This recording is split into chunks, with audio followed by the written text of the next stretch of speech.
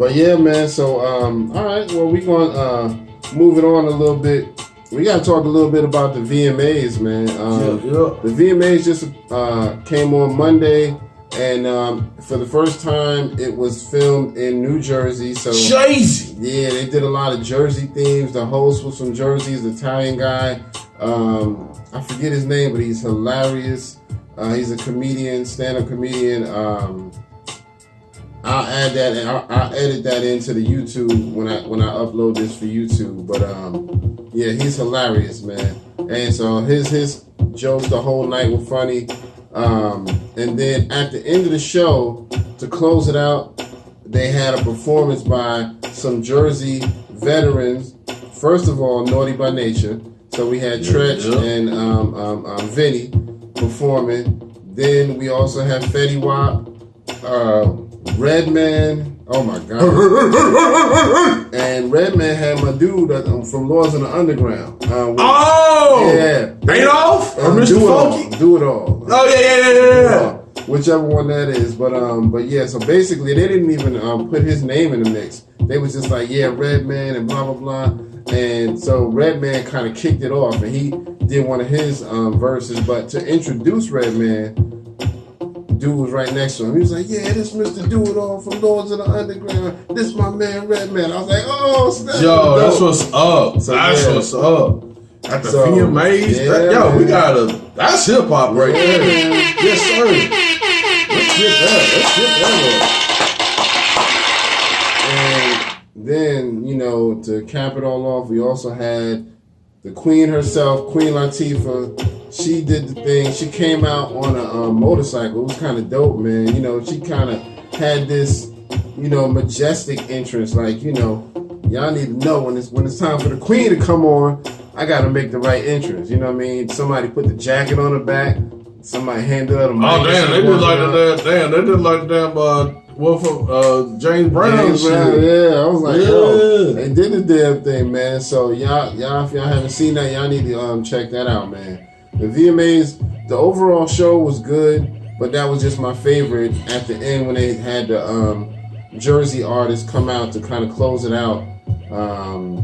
So they, that just kind of capped it off and set the night off right. So, overall, it was a pretty good show. But if you really like the classic music, you'd like that. Queen Latifah did part of her UNITY song, you know what I mean? So just to kind of remind the women, you ain't got to be a bitch or a hoe and all of that, you know what I mean? Because that's what a lot of the generation is now, oh, bitch, this, all of that hand gestures and all of that.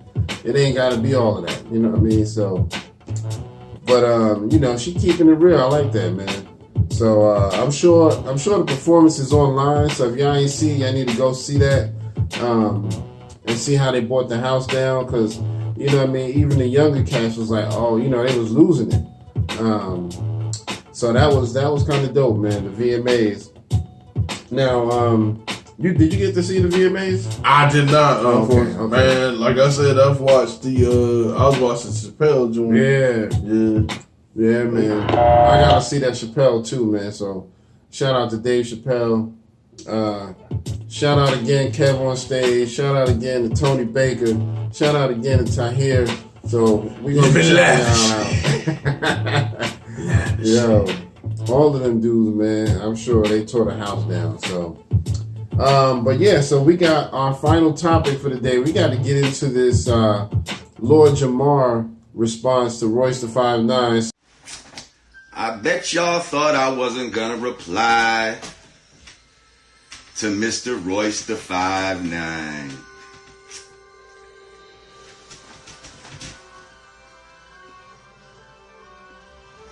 Wrong. So if y'all haven't been keeping up, Royce did an interview where basically he talked about Eminem and how Lord Jamar had been disrespectful to Eminem, and he was kind of just, I think he was just saying, that's my boy, I got his back, and I don't really appreciate what you did, you know what I mean, how you keep talking junk about him. And so, and then now Lord Jamar has actually responded in a series of Instagram posts, you know, he kind of broke it up into 3 or 4 videos. So, first, let me ask you, what did you think about his response? Which one? You talking about Royce or Lord Jamar's? Lord Jamar? Yeah, because I mean that's kind of the hot topic right now. Royce. Well, let me back it up to Royce for a minute. Yeah, we can, because I mean they was kind of upset because Royce kind of seemed like he was threatening a little bit. I guess. Yeah, I think Royce did. To be fair, I feel Royce did make some good points. I think some of it was kind of scattered a little bit. Okay. I think Lord Jamar's argument had a little bit more of a preciseness about it. Yeah. Yeah, you can tell Lord Jamar had time to kind of gather all his thoughts and information. I think Royce, for what he said, I don't think he was wrong, right, or anything. I think he went about it like, okay, this, like you said, this is my boy, and you know, you saying stuff about him. I'm gonna do it like this. I'm just gonna stand up. You know, he was out there talking about, you know, grown, you know, people just talking about another grown man, talk about another grown man ain't got no money, this, that, and the third. Like, y'all up there sitting up on the couch and making these spins. Right. You know, with the flat thing. I can kind of see that. I understand that. Yeah. I can also see, you know, him, you know, ain't no such thing as, you know, hood niggas. Like, you can't say that you a hood nigga because you didn't really do shit for hood niggas as far as, like, you know, brand new being concerned. Right. And, like, you know, like, oh, you ain't, you know, pretty much like you didn't do this. You know, I can't name no lines that you done, just like you can't name lines of him. Right. You know, things like that. So, I mean, to see that what he was saying, like, I can kind of see his point. Yeah. But going to Jamar, he wasn't really, like, I think again, like I said, it was more concise. I felt like Jamar was just basically saying the truth. He ain't saying that Eminem sucked or anything. Yeah. He's just saying that the topic matter that he was talking about wasn't related to black people. Yeah. So therefore, black people don't listen to his shit like that. Yeah. And on top of that, it's just, you know, you can't say that Eminem's the greatest if M is what he's saying, like circumvent him, take one of his words, going around black people, you know, just to get that, because like black people don't listen to Eminem in the club like that. At least not his later music. Now maybe his earlier shit, especially like when he got on, like, the Slim Shady LP and, you know, Marshall Mathers LP, I can kind of see that being in the club in that time period. But yeah, not now. Not now. Yeah. You know, a lot of people are listening to, you know, the hood is fucking with Jeezy, fucking with Gucci Mane. They're not that's not my cup of tea, but I understand why they would listen to that, because that's what they kind of aspire to be. It's more, Jeezy and them are more relatable to the hood because they talk about hood shit. Yeah. You know what I mean? Eminem, he's the he's a top tier lyricist, but he talks about the typical white people problems, you know? I hated my mom growing up, you know what I mean? Because she did this, and I hated my dad because he abandoned me. Now, of course, some of us relate to that too, but most of his stuff is more relatable to white people. But people like me, I like Eminem. He is one of my favorites, but not because of the relatability, more so just because of the lyricism. And I mean, his wordplay is just phenomenal, so I can enjoy it. But yeah, I wouldn't expect to really hear him, even in the earlier days. I really wouldn't expect to hear him in the club per se. He didn't really make club music. Most of the artists out like Jeezy and them, or the younger cats, they make stuff specifically for the club. Jay-Z, I mean, that's the thing, like, not to cut you off, but even like with Jay-Z, man, like, you know what I'm saying? That's one thing I had to give to Ebro on that. You know, like, you know, they said that he would have to say Jay-Z is the GOAT because really, he had what he had, you know what I'm saying? Like, he had everything from, the club music to street. Everybody was fucking with Jay-Z. Yeah, he did. And even what's my man's name? Rosenberg even said that, and Rosenberg is Eminem dude. You know what I'm saying? Yeah. He even said, nah, you couldn't really give it to Eminem because people ain't playing him in the clubs like that. Right. Rosenberg said that. Yeah. And then even on top of that, with you know what I'm saying, he had like he was saying that Jamar was saying that Conway, the dude that Eminem signed, said that basically the same thing, that people ain't fucking with Eminem in the hood like that. Yeah.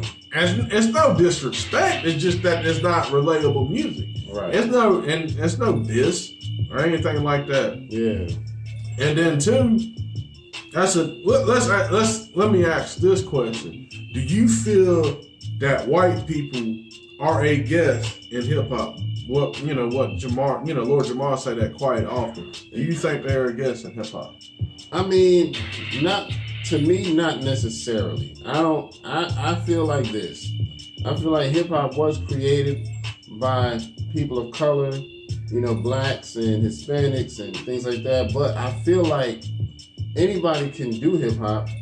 You know what I mean? It's not really, it's just that we are the founders of it. But I don't think that necessarily you should say somebody else is a guest. You know what I mean? To me, anybody can do hip hop. It's just that we started it. And you know what I mean? So it is our invention per se. You know what I mean? But that's, I don't consider him a guest as long as he's good at it. You know what I mean? I consider somebody a guest in hip hop if they're just doing trash music. Like back when Vanilla Ice was doing that, to me, I would say, yeah, you're just a guest in hip hop because you're just here to get a check. You weren't really doing great music. You just knew I can make something popular, and all I gotta do is do a few dance moves, get my head look a certain way, and I'll corner the market. To me, that's a guest in hip hop when you're really not authentically invested in the culture. To me. That's just my opinion. I'm going to leave it at that. I'm not going to say that's the rule, but I'm just saying in my opinion, that's how I look at it. What do you think?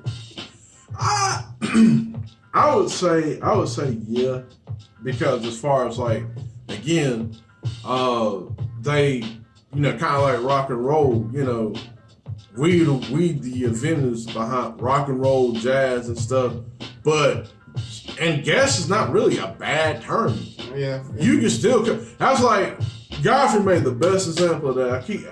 Shout out to Godfrey, man. I ain't trying to plug your name like that. He was like, but made the best example of that. He was just saying, like, if he went to Russia and he started doing shit that Russians do, like the little kick joint. Yeah. You know what I'm saying? He still technically be a guest because he didn't come up with that. That was their stuff. But that's not a bad thing. Yeah. That's not a bad thing. I mean, I think a lot of people kind of, the way that Jamar says it sounds hurtful because he's brutally honest. Right. But if you really take what he's saying, no, it's not. It shouldn't bother you. Yeah. It shouldn't bother you. Matter of fact, it's a compliment. If you a guest, for instance, I'm a guest at your house, right? Mm-hmm. You offer me water, right? Yeah. You make sure that, okay, you can sit here. You got to, you can make sure that you get comfortable settings, right? Right. Okay, so that's not really a bad thing, right? I feel you. You know what I'm saying? That's not really that's not like a bad word, but like I think people have a problem with that because, well, in particular, I'm not gonna say all white people have a problem with that because they're dope white MCs. Yeah. I think some of them do have that concept of like, oh, we guess, like, we up there, like, nah, we ain't guess, like we trying to, like, it feels like it's like on some takeover shit. You know what I'm saying? And I think that's what he's combating against. Yeah, I can feel you on that. And I guess I can see that concept. You know what I mean? I guess it can be looked at both ways. You know what I mean? So even being a guest is not that bad. You know what I mean? But yeah, I guess that's just the way I looked at it. You know what I mean? Was I didn't look at him as a guest, but I guess even if you have to classify him as a guest, it's still not that bad. No, it's not bad. So, and the thing of, I think another thing too, just since we're talking about this Jamar thing, you know, I think what it is just like he don't have a problem with Eminem being in hip hop. The problem he's got is just that the people behind him are trying to make him this great without, you know what I'm saying? Well, damn, we got beat up Facebook. Yeah, man. Facebook tripping on us. So beat up Facebook. It is what it is, man. We still here on Instagram. Yeah. And we still got YouTube going, so we good. But let's give it a minute, see if it does anything. But yeah, I definitely get it though. Definitely get that. But yeah, going back to what I was saying. All right, so we back on Facebook. Go ahead. Yeah. So what I was saying, like he said, he's just against the people that are pushing him up on this high pedestal. Yeah. And, you know, without really having, you know, black people having really too much of a say-so on it because we don't really fuck with them like that. Right. And really, you gotta think about it, man. Really, I think first came out, like, man, this, because I mean, he was probably like one of the first white guys that I heard. That's like, man, this mug nice. Like, my man, the way he put the work. I mean, the shit he did with like the sound booming with Rockets. Yeah. Remember that shit? The underground shit. He did Swaying Tech. Yeah. Man. The Wake Up, the anthem. The anthem. Fucking all of them people. Yeah, he was killing. Yeah. All of them. He was keeping up with all of them. Yeah, he was killing it. Damn, you know, Slim Shady LP came out. Yeah. And then like I think what else that the Marshall Mathers LP. And then Eminem show came out. I think after that, honestly, for me, I mean, I guess you could count 8 Mile, but after that, it was kind of like I kind of just got off of Eminem in a sense because I mean, when Encore came out, it wasn't like it didn't have that caliber. Yeah. You know what I'm saying? Yeah. But that's the thing, man. I think, you know, and another video I was watching. You know, they were talking about really how many people, you know, can say Eminem, you know, song like verbatim or like back from back. Like a lot of people can't. Yeah. You know what I'm saying? Not these hood niggas, so, right. You know, so to speak. Yeah, I can definitely understand that. I mean, I don't think there's a song that I know the full song to, but I do know a lot of verses from Eminem, you know, where I can probably give you a full verse maybe. But yeah, I get it. You know what I mean? So, but I mean, I don't know, man. I guess, you know, I still appreciate him as far as a hip hop artist because of what he's contributed to the culture. You know what I mean? Oh, yeah. So, I mean, you can't take away what he did. Right. No. Yeah, so, because he didn't just come in and make a lot of money. He really brought, you know, true hip hop culture with him. You know what I mean? He was a backpacker and, you know, he battled to get his way into the game. You know what I mean? So he really worked hard at being a true lyricist. And so that's why I say, you know, I really can dig what he did. You know what I mean? Well, and that's another thing too. Like with him, you know, one thing I always say this. One thing that they really don't give him enough props for is like M is really a fan of hip hop. Yeah, that's one thing I really like about him, man. Yeah. Like he really a fan. Yeah. Like yes, Redman. Since we talk, man. Fan of Redman.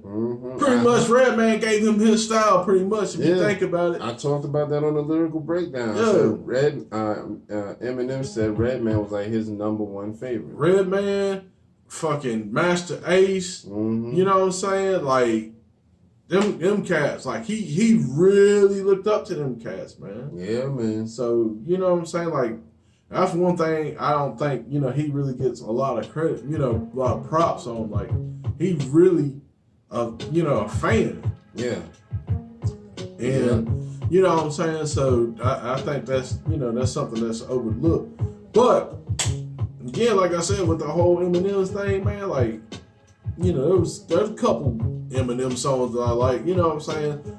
I think, and a lot of people said like he killed Jay on the Renegade thing. I don't know, but yeah, Eminem has some. It just depends on how you look at the song because, you know, Jay was talking about some real shit. You know what I mean? He was kicking some real shit.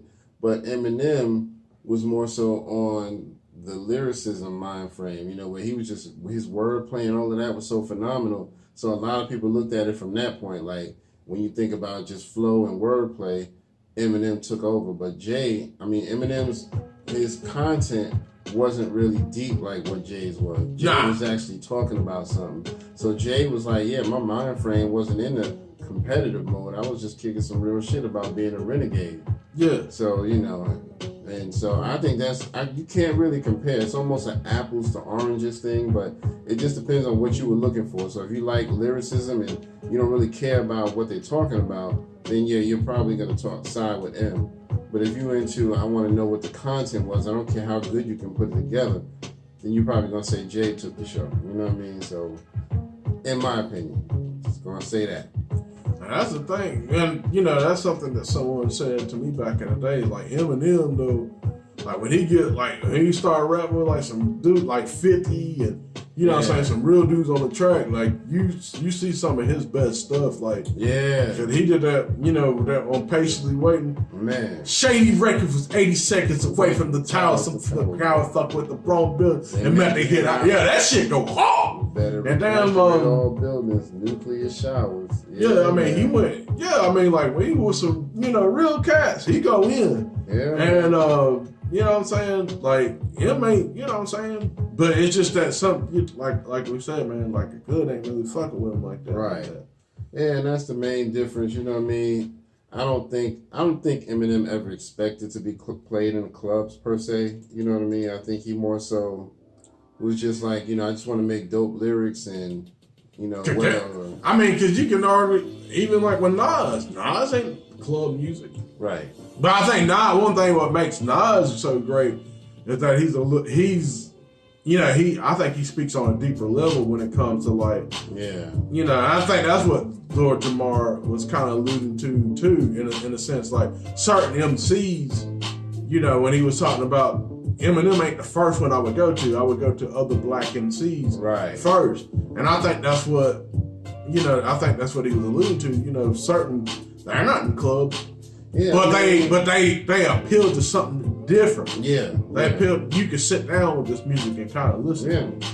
Yeah, it just depends, man, because a lot of top tier lyricists like a Kool G Rap, he didn't make club songs. No. So you won't expect to really hear Kool G Rap in a club, but he did also still talk about hood shit and what's going on in the neighborhoods and gun violence and drugs and all of that and stuff that you can relate to. So because you might have grew up in that tough environment where you had to, you know, fight your way through it. So, you know, Eminem doesn't talk about that as much. You know what I mean? He talks about some stuff he struggled with, but, you know, more relatable stuff when it comes to black people is not what he talks about. And that's not, and again, that's not a bad thing neither, because I mean, you can't blame if he did that and tried to, you know, kind of like Vanilla Ice. Mm-hmm. Vanilla Ice, like, you know, coming apart, fake like the motherfucker. So you got to give Eminem that. At least he was like, look, you know, this is my life. You know, this is what I rap about. This is what I think about. You have to give him that. Yeah. You know what I'm saying? But just because he does that, don't mean everybody's relatable to that. Yeah. That's not a dip. And that's why I still give Eminem a lot of credit, because he does keep it real as far as he doesn't try to cater to, you know, other people's, you know, perspectives. You know, he just says, here, this is what happened to me. I'm just going to rap about what happened to me and what my life was like. So in that sense, he does keep it real. And, you know, it's probably better for him not to try to, you know, fake his way through and try to sound black or act like he knows the black struggle. He doesn't. So, you know, doesn't matter how many black friends you got, you won't know the struggle until you wear the skin. We got skin on sale for $5.99. Damn. You know? Actually, you know what though? Side note, you know, melanin is actually like worth more than gold. I believe it. Yeah. I believe it. Yeah. So, you know, that's $5.95, nigga. $5.95.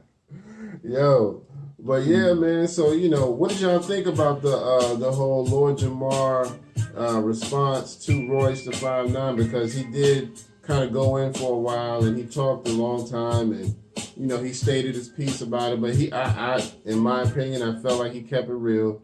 You know, he was just like, here's my stance.